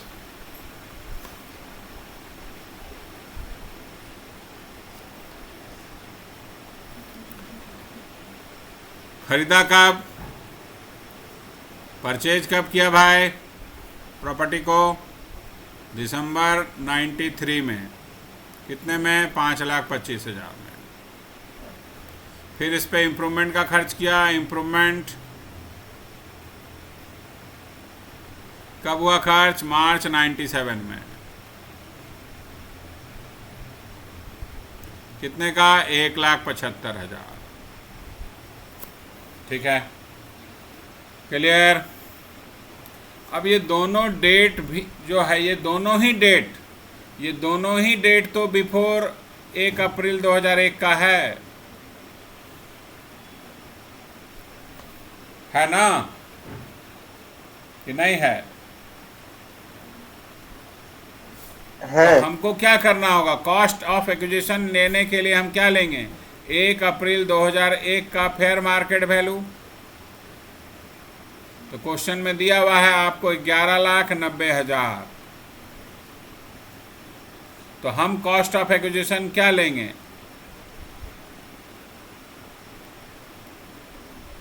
11,90,000 लेंगे, जो फेयर मार्केट वैल्यू है 1 अप्रैल 2001 का। क्लियर?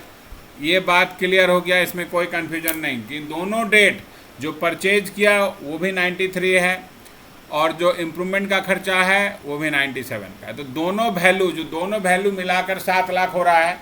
तो 7 लाख नहीं लेंगे हम, 7 लाख की जगह लेंगे 11,90,000, जो कि 1 अप्रैल 2001 का है ये, ठीक है ना, 2001 का फेयर मार्केट वैल्यू है।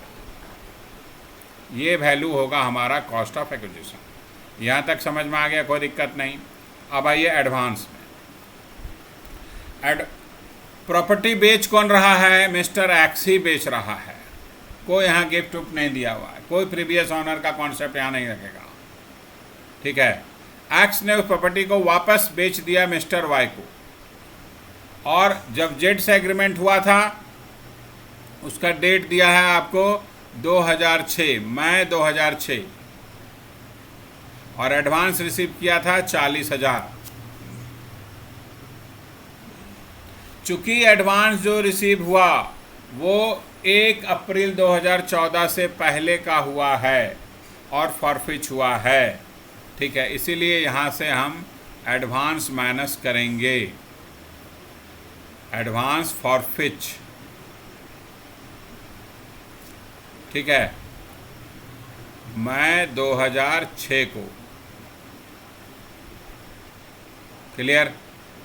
इसलिए माइनस हो रहा। अगर 1 अप्रैल 2014 के बाद का एडवांस होता तो हम नहीं माइनस करते। 1 अप्रैल 2014 के पहले का है एडवांस, तो ये हमारा कॉस्ट से घट जाएगा।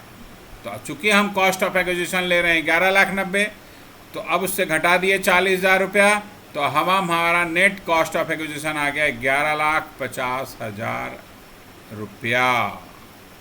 ठीक है ना, ये आ गया नेट कॉस्ट ऑफ एक्विजिशन। इसी का इंडेक्सेशन करेंगे हम लोग 11,50,000 का ही। क्लियर? कोई दिक्कत? हाँ जी। No sir. नहीं सर। ये पॉइंट समझना बहुत इंपॉर्टेंट है इस क्वेश्चन में।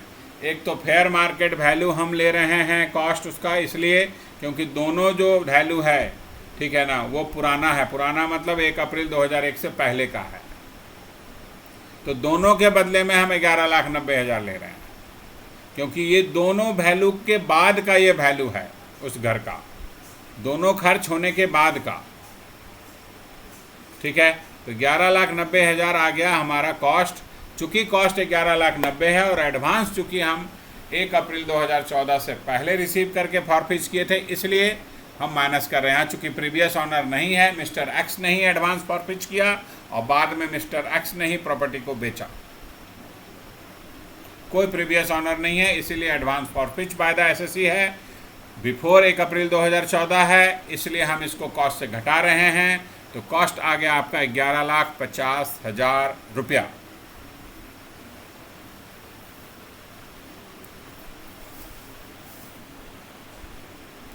ओके, किसी को कंफ्यूजन?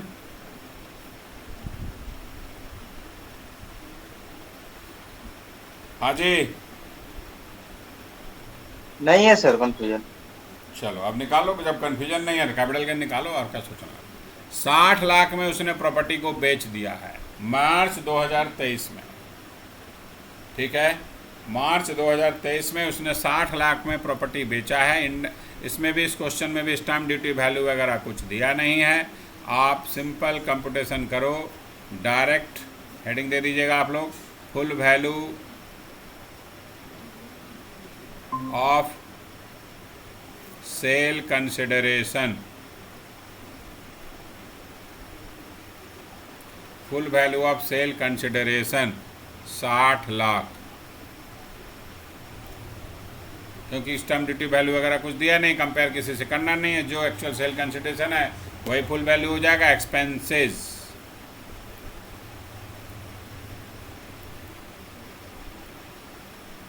ये भी कुछ नहीं है तो यहाँ आ जाएगा आपका ये भी 60 लाख।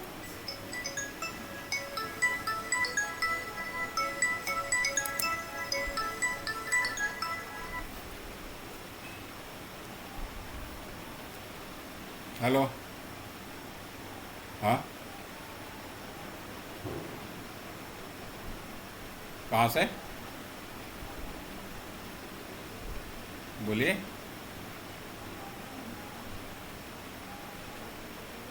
किसका कोर्स? नहीं नहीं नहीं नहीं करना है ना, रात में लोग फोन करेगा। ठीक है, 60 लाख आ गया नेट सेल कंसिडरेशन। चलिए अब आप इंडेक्सेशन करो। आपका कॉस्ट ये हो गया 11,50,000 रुपया, और इसके बाद कोई भी खर्चा इसने नहीं किया, बाद में कुछ नहीं किया, जो यहीं तक था 97 में ही, कहीं नहीं दिया है कि इसने और कोई कंस्ट्रक्शन वगैरह कुछ नहीं किया है। तो सारा का तो 11,50,000 ही लेंगे हम। इंडेक्स कॉस्ट ऑफ एक्विजिशन 11,50,000 को डिवाइड करेंगे 100 से, क्योंकि ये जो वैल्यू है 1 अप्रैल 2001 का है, और 1-2 का इंडेक्स वैल्यू 100 होता है, मल्टीप्लाइड बाय 331।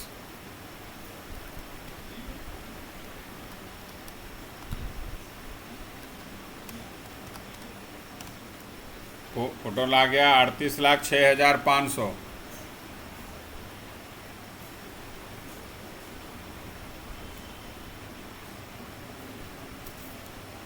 माइनस 60 लाख,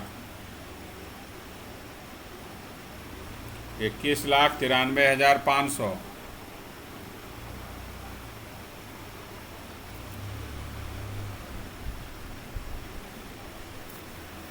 ठीक है,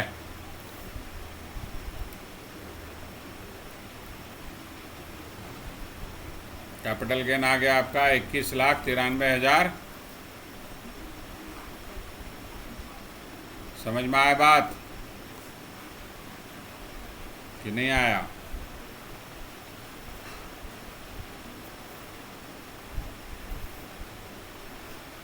आ गया। इस क्वेश्चन में भी एग्जाम्पशन से रिलेटेड कुछ पॉइंट नहीं था, कोई इन्वेस्टमेंट कोई कुछ नहीं दिया है, तो एग्जाम्पशन नहीं मिलेगा, खाली कैपिटल गेन निकाल के छोड़ दिए। क्वेश्चन 25 और 26 तो हम लोग पहले ही बना लिए थे लास्ट क्लास में ही। ठीक है ना? चलो आगे देखते हैं क्या है। ये तो अभी हम लोग पढ़े नहीं हैं, ये भी नहीं पढ़े हैं।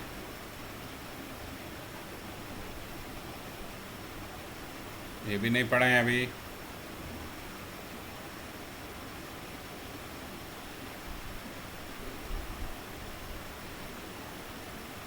क्वेश्चन नंबर 32 देखिए, बन जाएगा। Question number 32 निकालिएगा।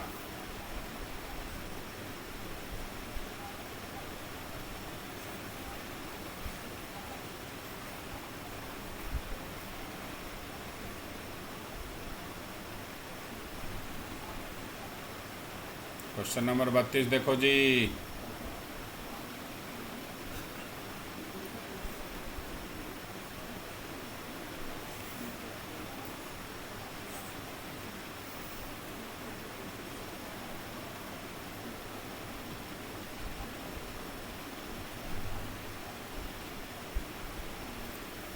पढ़ो 32 नंबर पढ़ो। Mister Martin, a residential individual, resident individual, sorry, sold his residential house property on 8 June 2022। कितने में बेचा? 85 लाख में। Which was purchase by him on for 20,50,000। कब खरीदा था? 5 मई 2007 को। He paid 1 lakh as brokerage for sale of the property. 1 lakh रुपया उसने प्रॉपर्टी के लिए ब्रोकरेज पे किया। स्टैम्प ड्यूटी वैल्यू जो है उस प्रॉपर्टी का 94 लाख रुपया है। ही बॉट अनदर, अब यहाँ से देखो क्वेश्चन चेंज हो रहा है। यहाँ तक तो था कि पुराना घर को बेचा 85 लाख में, उसको ख़रीदा था वो 20,50,000 में, और उसी घर का एक 94 लाख स्टैम्प ड्यूटी वैल्यू, और उसको बेचने में ब्रोकरेज उसने 1 लाख दिया। ये यहाँ तक ख़त्म। अब यहाँ से देखिए, उसने नया घर खरीद लिया, तो ये क्या बता रहा है? ये इन्वेस्टमेंट है कि उसने नया घर 25/12/2022 को ख़रीदा 15 लाख रुपए में। बेचने से पहले खरीद रहा है क्या? 8 जून 2022 को बेचा, उसके बाद खरीदा है। यानी क्या कर रहा है? वो इन्वेस्टमेंट कर रहा है। किस पर्पज़ के लिए? एग्जम्पशन पर्पज़ के लिए। तो ये नया घर खरीद लिया कितने में? 15 लाख में। फिर उसने डिपॉजिट किया 5 लाख। कहाँ? 10/11/2022 को। कहाँ किया? बॉन्ड में। किसका बॉन्ड? नेशनल हाईवे अथॉरिटी का बॉन्ड। ठीक है, डेट बहुत इंपॉर्टेंट है, हम आपको पहले बताए हैं। इन्वेस्टमेंट के केस में जहाँ जहाँ डेट ध्यान रखिएगा। डेट, यहाँ पर डेट आपका डिपॉजिट का डेट है 10/11/2022। क्लियर? उसके बाद बोलता है ही डिपॉजिटेड अनदर 10 लाख 10 जुलाई 2023 को। कहाँ? कैपिटल गेन डिपॉजिट स्कीम में जमा किया। कहाँ पर? SBI बैंक में। ठीक है, for the construction of the additional floor. चलो, अच्छी बात है। Compute capital gain as per the income tax act 1961 और also income tax payable on the assumption that he has no other income. बोलता है इनकम टैक्स भी निकालो अगर उसका कोई और इनकम नहीं है तो। ठीक है, उस आदमी का कोई और अगर इनकम नहीं है, मिस्टर मार्टिन का, तो आप उसका इनकम भी निकाल के बताओ हमको, इनकम टैक्स भी निकाल के बताओ।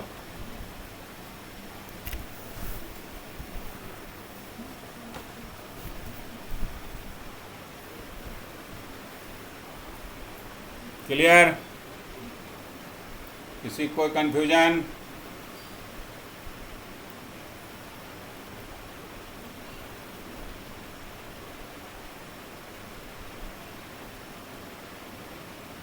पढ़ लिए? क्वेश्चन में कोई डाउट?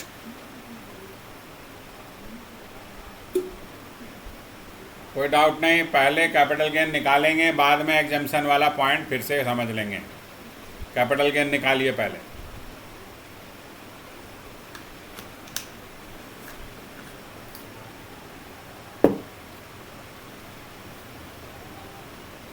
कैपिटल गेन निकालो भाई। कितने में बेचा? 85 लाख में। स्टैम्प ड्यूटी वैल्यू कितना दिया है? 94 लाख। बताओ फुल वैल्यू कितना होगा? Full value of sale consideration कितना होगा? हम क्या कंपेयर करेंगे? 110% ऑफ एक्चुअल सेल का 110% निकालो 85 लाख का, कितना आएगा? कितना आएगा जी? 85 लाख का 110% 93,50,000 आ रहा है। और स्टैम्प ड्यूटी वैल्यू कितना दिया हुआ है? 94 लाख। दोनों में स्टैम्प ड्यूटी वैल्यू देखो बड़ा है, तो इस केस में full value of sale consideration क्या होगा? 94 लाख होगा। कि अगर stamp duty value 110% of the actual sale value से भी ज़्यादा है तो स्टैम्प ड्यूटी वैल्यू को ही आप फुल वैल्यू सेल कंसिडरेशन मानिएगा। क्लियर? कोई दिक्कत? कोई दिक्कत नहीं। आइए अब हम लोग कंप्यूटेशन करते हैं कैपिटल गेन का।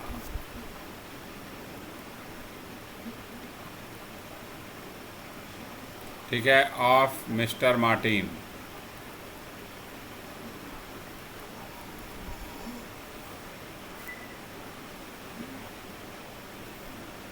जमाने में मुझे देखा। चलो भैया लिख ले, full value of sale consideration 94 lakh minus expenses दिया था ब्रोकरेज, देखो क्वेश्चन में दिया है ब्रोकरेज कितना पे किया, 1,00,000 रुपया, घटा दिए, क्या बच गया, 93 लाख रुपया। क्या बोलेंगे इसको, नेट सेल कंसिडरेशन।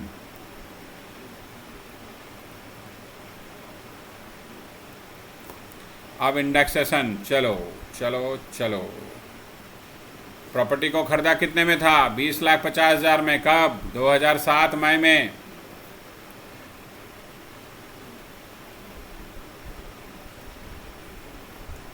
$20,50,000 में खरीदा, 1 अप्रैल 2001 के पहले का है, तो जो वैल्यू वही लेंगे हम, ठीक है। अब 5 मई 2007 किस प्रीवियस ईयर में आएगा, 7-8 में। 7-8 का इंडेक्स वैल्यू क्या है जी, 7-8 का इंडेक्स वैल्यू क्या है, 129 129 मल्टीप्लाइड बाय 331,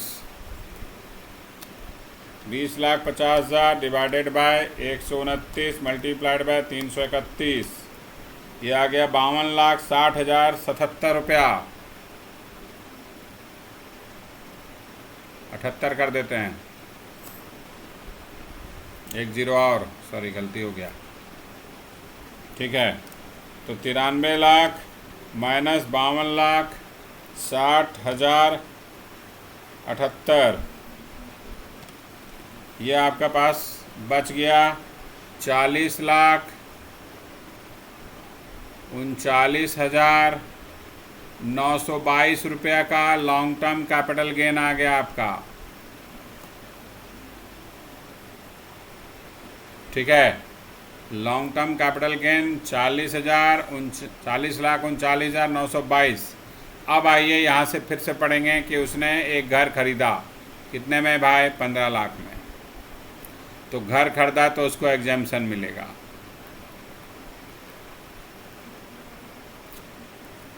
एग्जेम्पशन, घर बेचा है, घर खरीदा है, सेक्शन 54 में मिलेगा। घर बेच के घर खरीदा है उसने नया, इंडिया में ही खरीदा है, इंडिया से बाहर खरीदेगा कुछ नहीं मिलेगा, कुछ मिलेगा नहीं मिलेगा। सेक्शन 54 में फॉर, ये हम समझने के लिए लिख रहे हैं, ठीक है, फॉर परचेज ऑफ हाउस, ये समझने के लिए लिख रहे हैं कि हम किस पर्पस के लिए दे रहे हैं इसको, 15 लाख का एग्जम्पशन, घर खरीदा है नया इसलिए दे रहे हैं।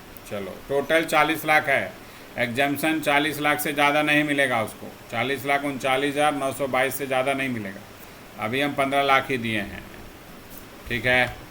चलो उसके बाद आ जाओ, उसने क्या क्या क्या बॉन्ड खरीदा, कब खरीदा, 10/11/2022 को। तो 54 EC का प्रोविज़न क्या बोलता है कि 6 महीने के अंदर from the date of transfer, उस 6 महीने के अंदर खरीदना होगा। कब बेचा है प्रॉपर्टी को, देखिए प्रॉपर्टी को बेचा कब, 8 जून, डेट ऑफ ट्रांसफ़र यही है ना उसका, 8 जून 2022, क्लियर, 8 जून 2022। और इन्वेस्टमेंट कब किया है, 10/11/2022। तो यहाँ से लेकर यहाँ तक का पीरियड कितना है, 6 महीना के अंदर आता है कि 6 महीना से ज़्यादा है, देख लीजिए, जून और ये नवंबर, 8 जून से 8 जुलाई, 8 अगस्त, 8 सितंबर, 8 अक्टूबर, 8 नवंबर और 8 दिसंबर को जाकर 6 महीना पुरता है, ठीक है। जुलाई, अगस्त, सितंबर, अक्टूबर, नवंबर, दिसंबर, यानी विद इन 6 मंथ है ये विद इन 6 मंथ है। तो इसका मतलब 54 EC का भी एग्जम्पशन इसको मिल जाएगा, है ना। चलो दे देते हैं, 54 EC for bond of NHAI। कितना का बॉन्ड खरीदा भैया, 5 लाख का, तो 5 लाख का एग्जम्पशन मिल जाएगा।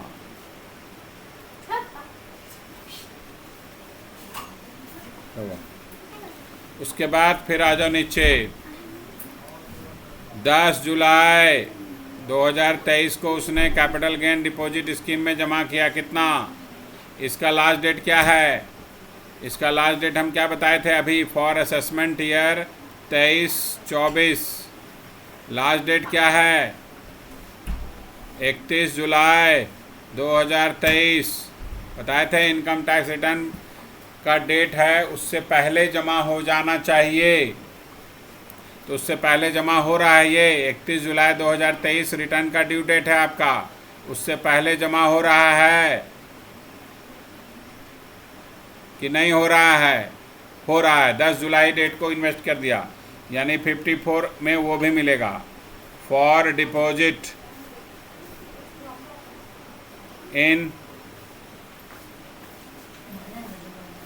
Capital gain scheme, capital gain scheme में जमा कर दिया। कितना?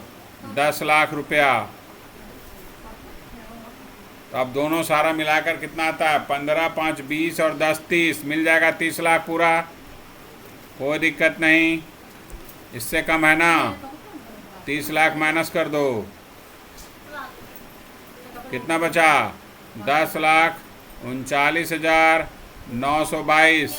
ये आ जाएगा आपका taxable long term capital gain.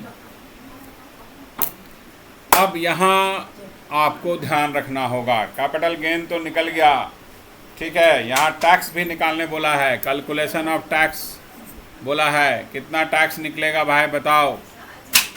Income tax निकालने बोल रहा है आपको क्वेश्चन में। कैपिटल गेन निकालने के बाद इनकम टैक्स भी निकालने बोला है। तो ये थोड़ा जो है ना भाई, जो है ये थोड़ा जो है प्रॉब्लम वाला बात है। प्रॉब्लम मतलब ध्यान रखना होगा वर्किंग करते समय टैक्स का, क्योंकि यहाँ साफ साफ क्वेश्चन में लिखा है he has no other income, उसके पास और कोई इनकम नहीं है, जो है यही है, यही 10,39,922 रुपया ही उसका इनकम है। इससे ज़्यादा कोई इनकम नहीं है उसका, कोई और इनकम नहीं है। तो क्या करेंगे? अब टैक्स निकालेंगे। टैक्स का याद है कैलकुलेशन?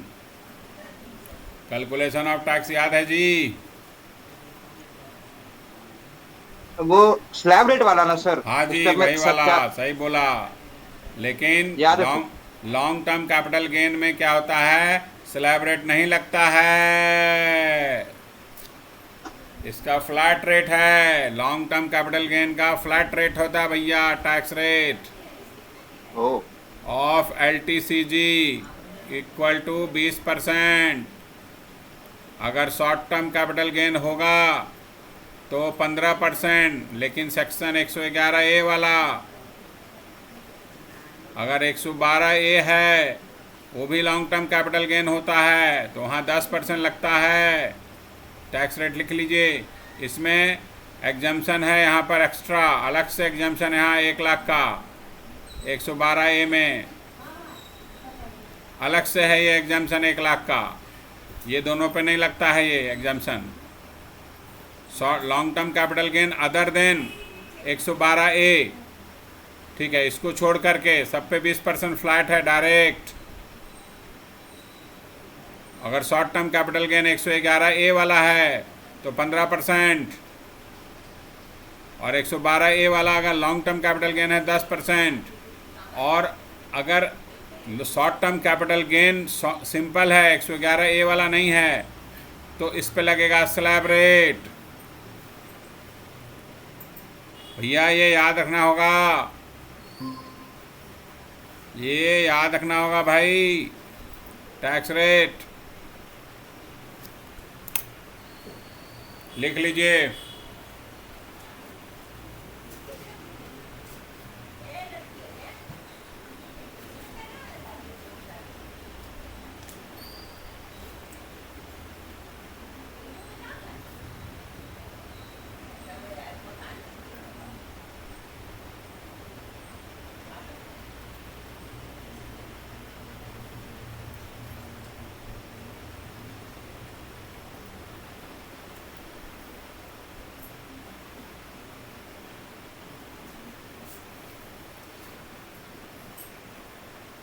लिख लिए। अब आइए इस क्वेश्चन का कैलकुलेशन करते हैं।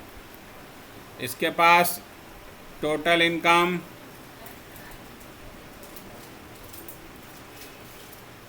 10,39,922, बोलता और कोई इनकम नहीं है। तो लेकिन 2.5 लाख तक तो किसी भी इंडिविजुअल पे टैक्स नहीं लगता है, क्योंकि इसका और कोई इनकम नहीं है। तो भी हम यहाँ से बेसिक एग्जेम्पशन लिमिट उसको बोलते हैं 2.5 लाख को, बोलते हैं ना। बेसिक एग्जेम्पशन लिमिट तो मिलेगा ही ना इसको 2.5 लाख, कोई और इनकम हो चाहे नहीं हो। ये जो रिमेनिंग बचा, ये लॉन्ग टर्म कैपिटल गेन बचेगा 10,39,922 माइनस 2,50,000, बच गया आपके पास 10,89,922।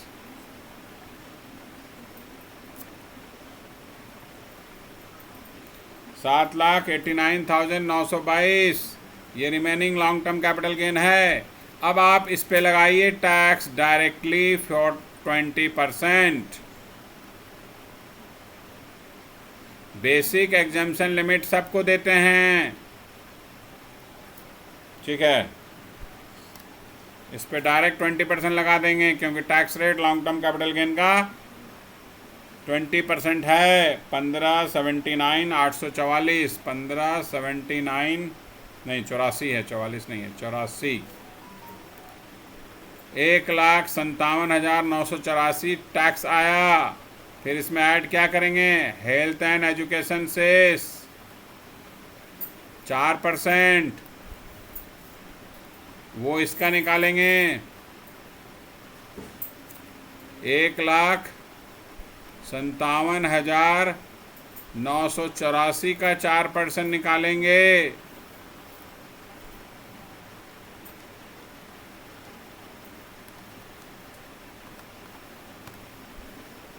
6319 ऐड कर देंगे।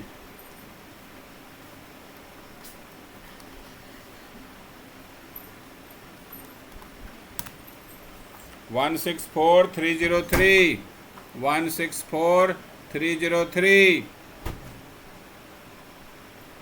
तो ये हो गया उसका टैक्स। राउंड ऑफ कर देंगे, राउंडेड ऑफ नियरेस्ट 10 में। तो राउंडेड ऑफ करके टैक्स इतना बनेगा 300 रुपया, क्योंकि 303 है इसीलिए 300। 10 में राउंड करना, 100 में नहीं, राउंडेड ऑफ 10 में। क्योंकि ये 100 में था वैल्यू, इसीलिए 300। मान लो 312 होता तो 310 लिखते, ठीक है। लास्ट में अगर 312 निकलता ना तो 310 लिखते लास्ट में। समझ में आया?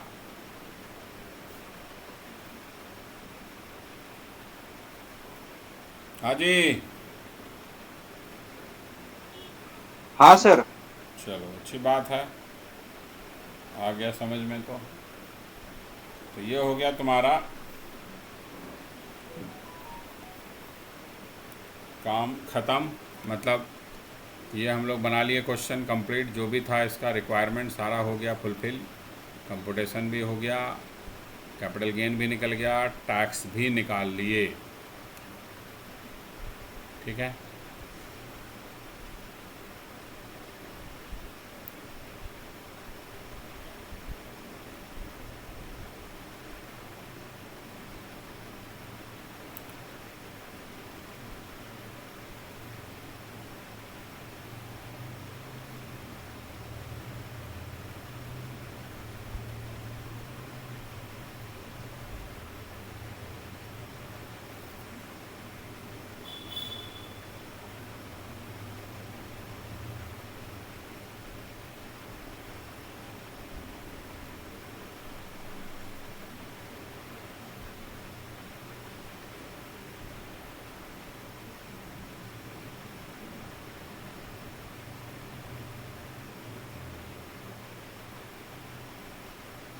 चलो आज इतना ही रखते हैं, फिर कल करेंगे, ठीक है।